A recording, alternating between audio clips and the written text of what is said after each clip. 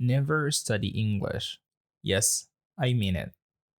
The trap that most of English learners fall into over and over again is focusing too much on studying the language and totally ignoring the importance of speaking and practicing what they learn. All languages in this world are meant to be spoken.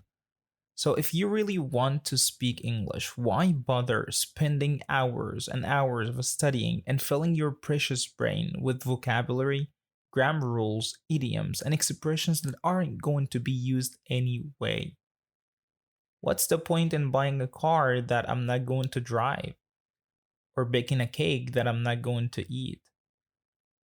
Hope you get the point. Hi there, I'm Neraldine.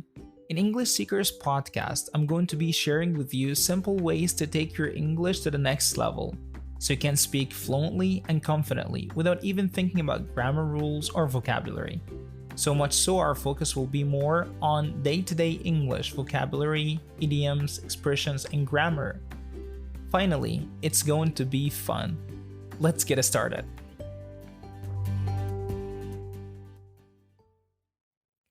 See the baby? From the early stages, babies do nothing but listening to what people say around them without understanding what people say or do.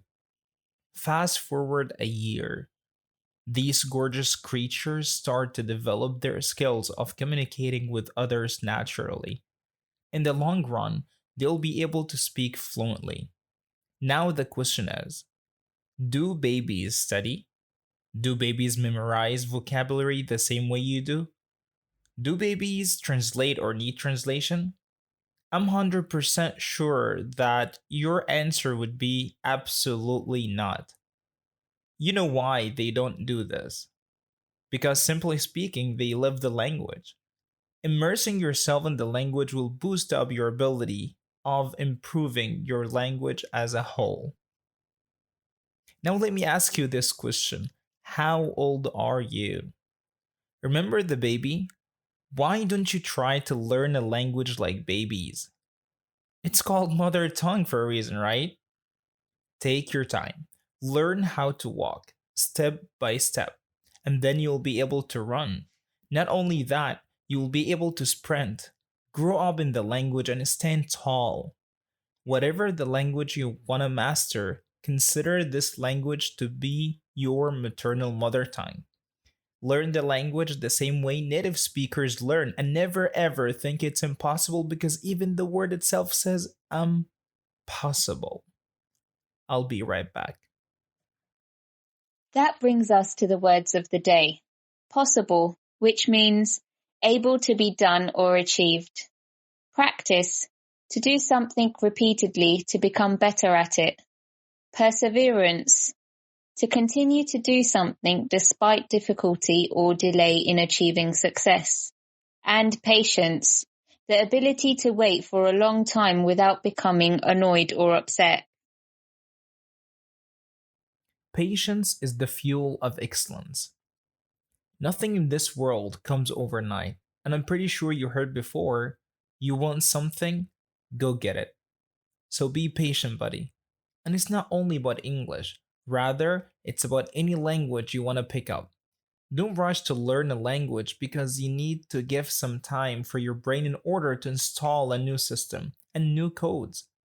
The most important thing is you never ever give up and you never pay attention to doubters or those who make fun of you as they make fun of something they don't even understand.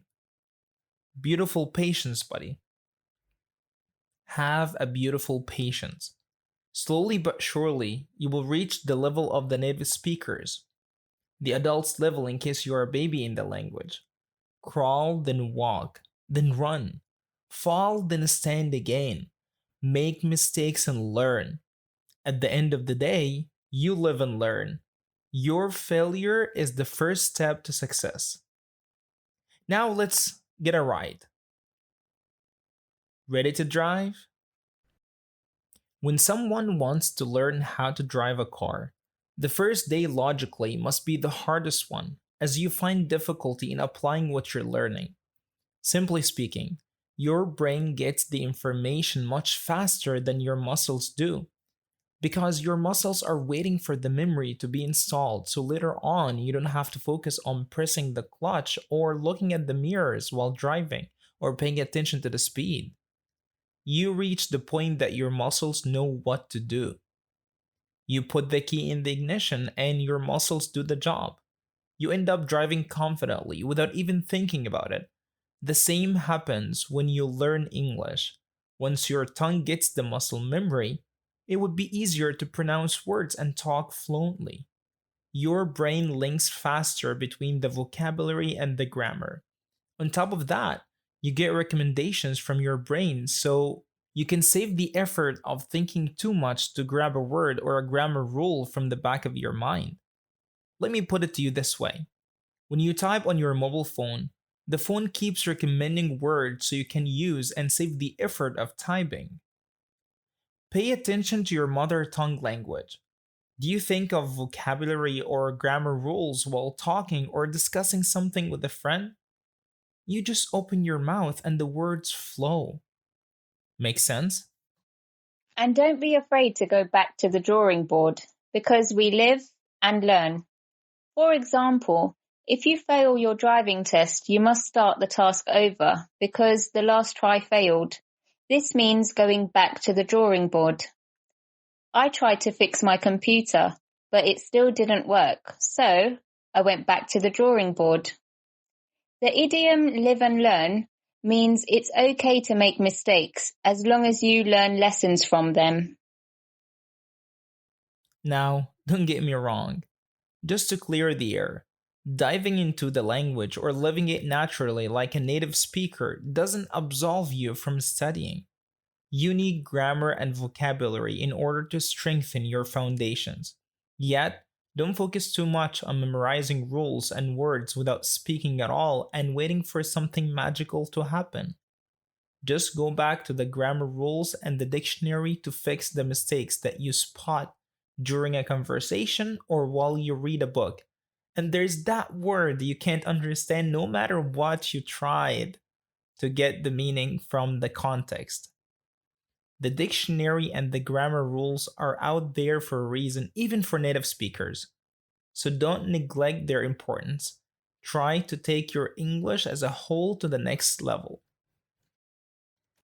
Live English. Make English part of your life, part of your daily routine, part of who you are. So when you speak, you express yourself, your feelings, and your ideas naturally. It's hard to forget how to do something you do it every day. That being said, you should speak out your English no matter what and without excuses at all.